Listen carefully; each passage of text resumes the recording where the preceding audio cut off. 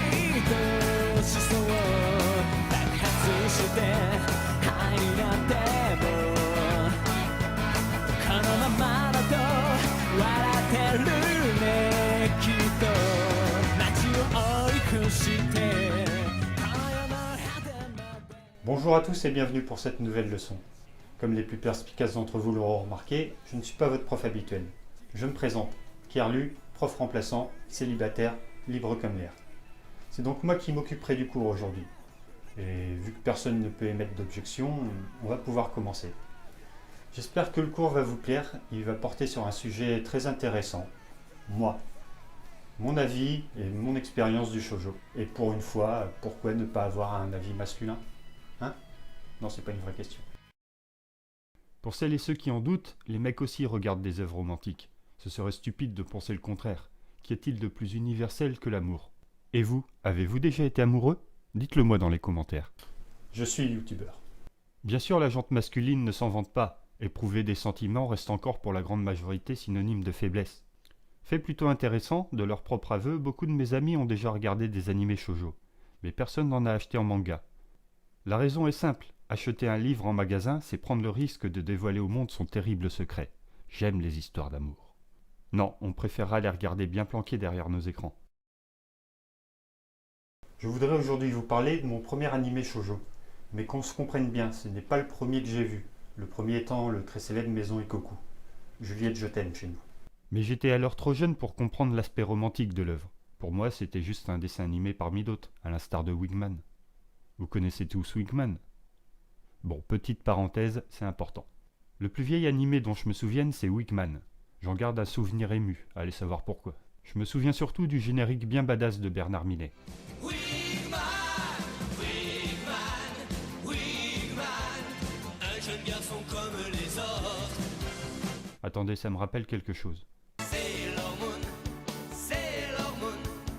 il ne vit pas comme les autres. Oui, à cette époque, on aimait bien le recyclage. Allez, la prof est pas là, si on se faisait un petit kiff. C'est l'hormone, petite fille remplie de courage. Où est-ce que je voulais en venir, moi? Oui, les animés, l'amour, les shoujo, tout ça. Ce que je voulais vous dire, c'est que c'était certes mon premier animé shoujo, mais celui avec lequel j'avais compris ce qu'était un shoujo, les mécanismes, la romance et tout le tout-team, c'était Kimagure Orange Road, plus connu chez nous sous le nom de Max et compagnie. Mais c'est celui qu'on va voir aujourd'hui d'ailleurs. Pour les plus jeunes d'entre vous qui ne l'ont pas connu, je vous fais une rapide présentation. J'utiliserai le nom des personnages en français, par pure nostalgie. Max, un ado de 15 ans, vient d'arriver dans une nouvelle ville, suite à un déménagement forcé par ses sœurs. Il faut savoir que les 3 enfants de la famille possèdent moult pouvoirs en tout genre, télékinésie, téléportation et autres joyeusetés.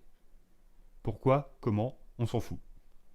En tout cas, ils essayent de les cacher au monde. Dans cette nouvelle ville, notre héros va faire la connaissance d'une jeune fille sympathique aux premiers abords, bien moins par la suite, Sabrina, et de sa meilleure amie, Pamela. Ah, les noms français. Bon, on est dans un shoujo, vous savez ce qui va se passer. Boum, triangle amoureux, classique et totalement éculé. Non, c'est pas un gros mot. C'est vrai que les triangles amoureux dans les histoires m'énervent, et pas seulement pour l'aspect vu et revu de la chose, mais surtout parce que mon esprit malade ne peut accepter le rejet de la troisième personne. Bah oui, le personnage 1 aime le 2, qui ne le calcule pas pour l'instant, et le perso 3 aime le 1 aussi. Pas un petit béguin, mais un véritable amour traduit par des actes, des attentions et tout le tout-team. Quand le personnage 2 va se réveiller et se dire « bof, le 1 est pas si mal », le 3 va se faire dégager. Allez zou, toi tu auras pas le droit au bonheur.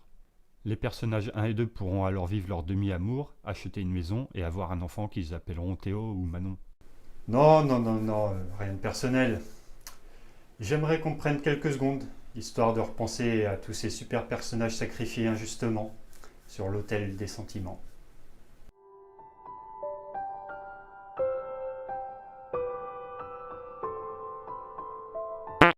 Max et compagnie donc. J'ai peut-être été un peu dur avec ce triangle.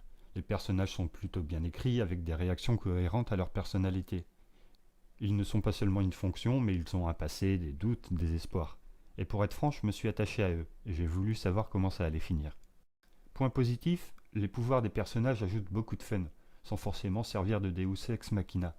Une intrigue distribuée avec un bon rythme au fil des épisodes, Ce n'est pas grave d'en sauter un ou deux, l'histoire ne fera pas un bon capital, mais ils sont importants dans la mise en place des persos.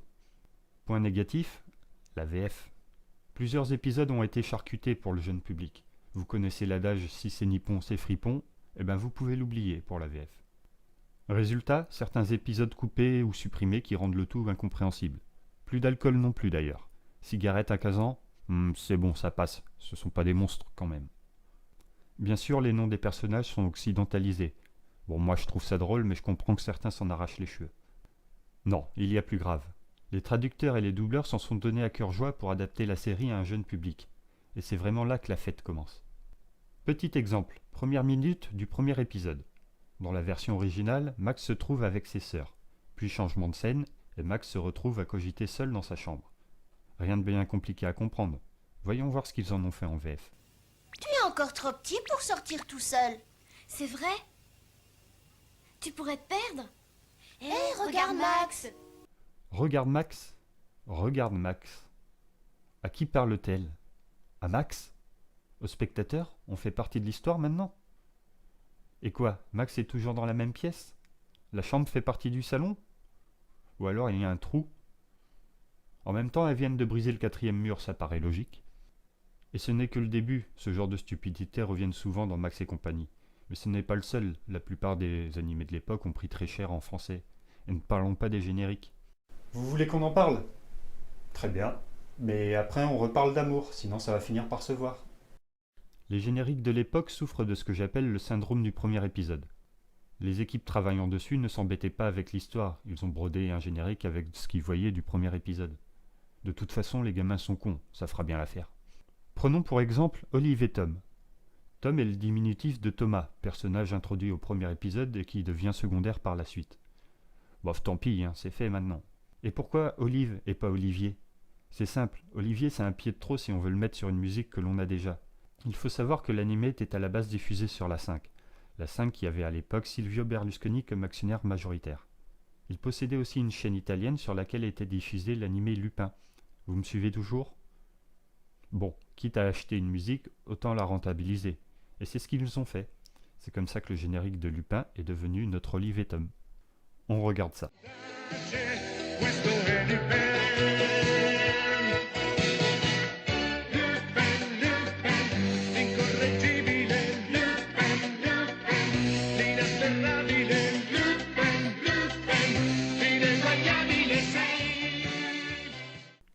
Le Pen, Silvio Berlusconi, on reste dans l'extrême droite, la boucle est bouclée.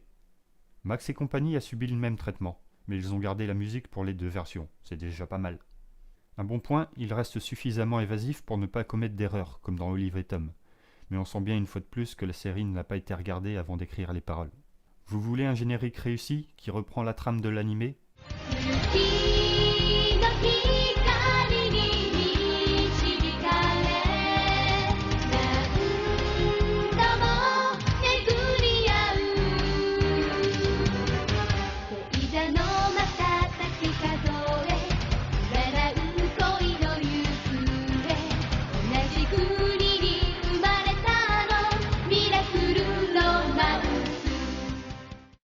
Oui, je sais, encore Sailor Moon.